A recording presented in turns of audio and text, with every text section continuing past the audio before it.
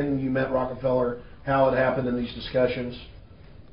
I met Rockefeller through a female attorney I knew who called me up one day and said, one of the Rockefellers would like to meet you. I had made a video called Mad as Hell, and he'd seen the video and wanted to meet me and knew I was running for governor of Nevada.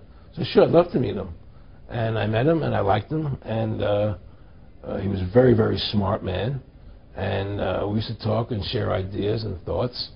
And he's the one who told me 11 months before 9/11 ever happened that there was going to be an event. Never told me what the event was going to be, but there was going to be an event, and out of that event we were going to invade Afghanistan to run pipelines from the Caspian Sea. We were going to invade Iraq, to take over the oil fields, establish a base in the Middle East, and make it all part of the New World Order. And we'd go after Chavez in Venezuela. And sure enough, later 9/11 happened, and I remember he was telling me how how you're going to see soldiers looking in caves for people in Afghanistan and Pakistan and all these places, and there's going to be this war on terror, which there's no real enemy, and the whole thing is a giant hoax. But it's a way for the government to take over the American people. He told you it was going to be a hoax. Oh, yeah. Oh, yeah. There's no question. He says, there's going to be war on terror. And he's just laughing. There's no... Who are we fighting? I mean, why do you think 9/11 happened and then nothing's happened since then? Do you think that our security is so great here that these people who pulled off 9/11, who were able to, can't knock down another plane? Come on, it's ridiculous. 9/11 was done by people in our own government and our own banking system to perpetuate the fear of the American people into subordinating themselves to anything the government wants them to do. That's what it's about, and to create this war, this endless war on terror. And that's why and that was the first lie. And the next lie was going into Iraq, to get Saddam Hussein out with his weapons of mass destruction. That was the next lie. Now, specifically, this was a little over 6 years ago? This was... 11 months before 9/11. Yeah. And Nick Rockefeller, who's a lawyer, he's become your friend over the previous years, and he's saying to you that there's going to be this big event, and then out of that we're going to have a war on terror, and it's just going to go on and on. Right. An endless war on terror without any real enemy. That you can never define a winner. And did he say that it's going to be perfect because you can't define an enemy? It just goes on and on? Yeah, because you can't define a winner. There's no one to beat, so it goes on and on forever. And they can do whatever they want. They scare the hell out of the American public. Look, this whole war on terror is a fraud. It's a farce. It's very difficult to say it out loud because people are intimidated against saying it. Because if you say it, they want to make you into a nutcase. But the truth has to come out. That's why I'm doing this interview. The fact of the matter happens to be that the whole war on terror is a fraud, it's a farce. Yeah, there's a war going on in Iraq, because we invaded Iraq. And people over there fighting, But the war on terror, that's a joke, And until we discover what really happened on 9/11, and who was responsible for 9/11, because that's where the war on terror emanates from. That's where it comes from. It was 9/11 that allowed this war on terror to begin. And until we get to the bottom root of 9/11, the truth of 9/11, we'll never know about the war on terror. Aaron, you said that he was, and I think it's important, and I know this about the Rockefellers, from Dr. Dennis Cuddy and many others, who literally, he'll be 20 years old in a lunch line at college, and no, it's David Rockefeller. And they're experts at recruiting and getting what they call players, and that clearly he was, I want to make it specific and just get you to reiterate what you said last night about you got 30% of the vote, you were having an effect, you made Mad as Hell, they knew that you'd started the Constitution Party, yeah. They knew that you were somebody who was taking action and getting things done, you'd already made some big films, had a lot of other successes, right. So they were trying to recruit you, and didn't it come down to the point of, hey, we are here to recruit you, and don't worry, your chip's going to say, don't mess with us, this guy's don't touch. Yeah, yes, that did happen. Now, I was definitely being recruited. But it's more subtle than that. Well, in your words, just go through the process, and then what he said. Well, what it is remember, we were friends, and we used to go to my house a lot. We'd have dinner, we'd talk, and he'd tell me about business investments that you get involved in, you know, or they would help me with this business investment or that business investment. And was I interested in joining the Council on Foreign Relations? You know, I would have to get a letter to join them, but was I interested in that? And, you know, just stuff, you know, leading you on. And I used to say to him that I never really did that because that wasn't where I was coming from.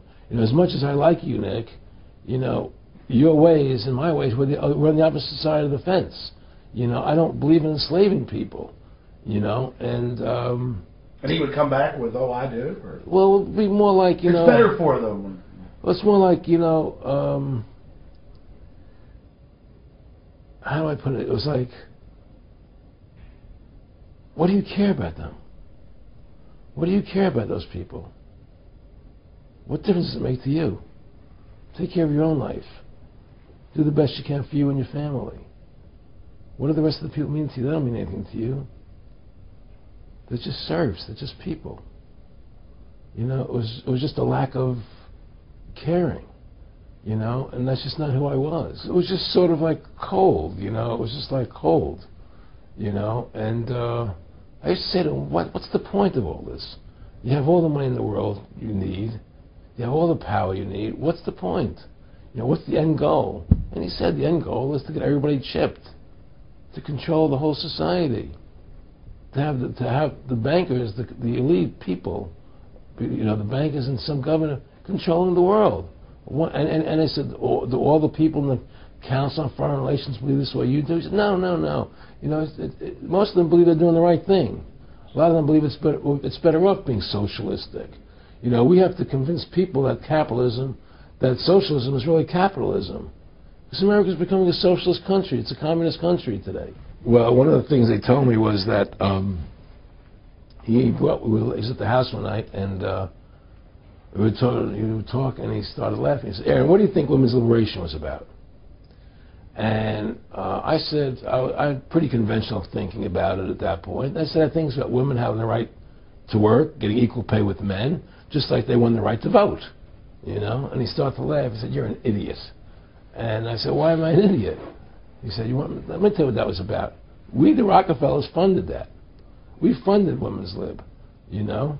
And we're the ones who got all over the newspapers and television, the Rockefeller Foundation. He says, and you want to know why? He said, there were two primary reasons. And they were, one reason was we couldn't tax half the population before women's lib. And the second reason was, now we get the kids in school at an early age. We can indoctrinate the kids how to think. It breaks up their family. The kids start looking at the state as the family, as the school, as the officials, as their family, not as the parents teaching them. And so those are the two primary reasons for women's lib, which I thought up to that point was a noble thing. You know, when I saw their intentions behind it, where they were coming from when they created it, the thought of it, I saw the evil behind what I thought was a noble adventure. Aaron, did you know that Gloria Steinem, in one of her own books, now admits the CIA funded Miss Magazine? No, I had no idea about that. No, I never heard that. Yeah, we're going to... CIA funded Miss Magazine? Funded Miss Magazine with the stated goal of taxing women and breaking up the family. No kidding. I never heard that. Well, Nick told me. I mean, I know it, but not because I know the CIA was involved in it. Well, Gloria Steinem was proud of it. Oh, the CIA wanted to help me help women. My friendship with Nick Rockefeller was one where we expressed ideas to each other and thoughts and philosophies, and he wanted me to become part of what they were doing, and for me to become a member of the CFR, and offered various business opportunities for me to get involved in, and for me to not take up the fight or the battle that I've been taking up in the past. You know, to drop that idea, because what was the point of my fighting for the people? I was a guy who was very successful in the movie business, and I saw the truth of what was happening. I tried to express it to the people, and rather than having me express it to the people, they wanted me to join their side because I was a mover and a shaker, and rather than me opposing them, to join them.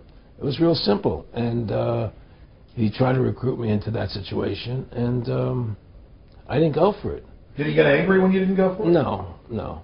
And, you know, it's like, you know, I remember one time he said to me, you join us so you have an ID card, Aaron, you know, you have a chip, and your chip will say KMA on it.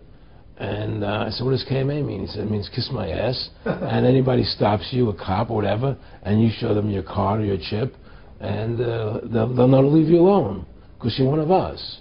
You know, and why are you fighting for the people for? What is that about? The people are just, they have to be ruled. They have to be, the Constitution. What you're standing for is only for a few people. It's only a few individuals that can live that way. And we believe that it's best for society to be ruled by an elite people who control everything. And I said, I don't believe that. I believe God put me on this earth to be the best person I could be, and put everybody on this earth to be the best they could be, not to be a slave and a sheep to you and these people. And I don't understand why you want to control everything. What is the need for that? And I asked them, do all the people in the Council of Foreign Relations feel the same way you feel? He said, no, a lot of them think they're doing the right thing. They think that socialism is the best way to go. They think that, that they're doing the right thing. But the people at the top, they all know the truth of what's happening. And that's what it is. So it's compartmentalized within the elite structure as well. Of course it is. Of course it is. I mean, all the people that are in the CFR, was that 2,000-3,000 people have to go to, like Dan Rather. They don't know what's going on. They join the CFR because it's prestigious. They think it's good for business, it's good for this. They don't know what's really happening. The evil that comes out of it, that's emanating out of it. And to me, the biggest evil is what's happening right now, because what happened on 9/11 is a phony, and we've never learned the truth about 9/11. That's the question I wanted to follow up on. He tells you 11 months before there's going to be an event, all this is going to happen. What did you think on the morning of 9/11? Where were you, and did you think about Nick Rockefeller and what he had told you when you saw those towers fall? No, I was actually in Tahiti when 9/11 happened, and I got a call from my son, and my son said the Twin Towers, they were just attacked and they were falling down or something. So what are you talking? I was in Tahiti, I was asleep, and he said, yeah, they were hit by a plane, da da da. And so where I was in Tahiti, there was no television, so I had to run the other side of the island to a hotel where they had, and it was all on television, and that's when I first saw the stuff on TV about it. And I didn't immediately equate it to Nick, but when I realized that we were going to go into Afghanistan, Iraq, and as that developed, I realized what it was. I mean, Nick and I discussed many things. One of the things we discussed, what he brought up in conversation, was reducing world population, and felt that there were too many people in the world. In a way, I agree. There are too many people in the world, but I don't think I have the authority to say who's going to die and who's not going to die, But they felt that they wanted to reduce world population, and he felt that it should be reduced by half. He even mentioned to me once they were having a real problem trying to solve the Israel-Palestinian problem. And he talked to me once about they were playing with the idea of bringing Israel to Arizona. And taking all the people from Israel and giving everybody $1 million and setting up Israel in the state of Arizona. Unbelievable.